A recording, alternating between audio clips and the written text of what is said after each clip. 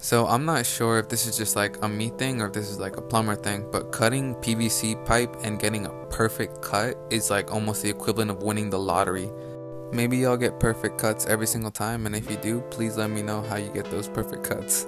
But what we're installing here is floor drains or floor cleanouts. I'm not sure what they are, but they have an adjustable base, and you'll see it later in the video.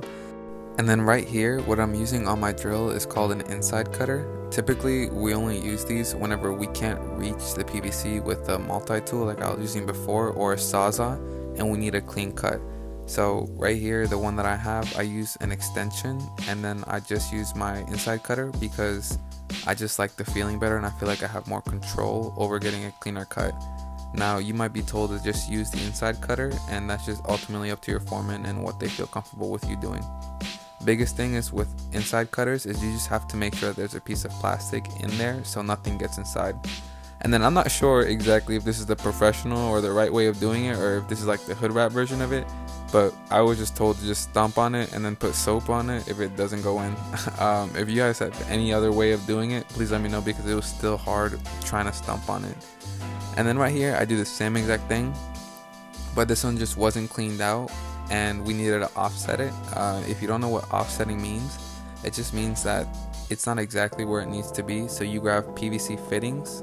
In this case, I use 16s, a street 16 and then a regular 16 to offset it to where I need it to be. That way it's in the right position for the drain whenever we put the mop sink in the corner. So I didn't get the privilege of doing that, but I had the opportunity to set it up and have everything ready for when they wanted to put it there. And then I just use my tape to measure where it's at and then just set it in place and leave it at that. And then here is another, I'm not sure again what these are. I think this is a floor drain. So for this project, the person that I was with was amazing and allowed me the opportunity to basically just think for myself and try a solution that I thought might have worked. So my plan of action was to get a coupling and just straight shot it into the little copper bit that you see there. Unfortunately for me, the amount of space that it had to travel down and where the soft copper was out of the concrete, it just didn't work out. It was just bending it, and we didn't want to risk crimping it and having to chip out the concrete and basically extend that piece out.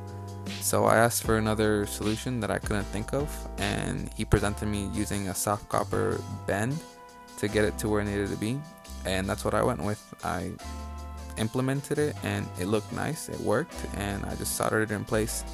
So if you did know what the first one was called, floor cleanout, floor drain, please let me know so I'm not confusing these things.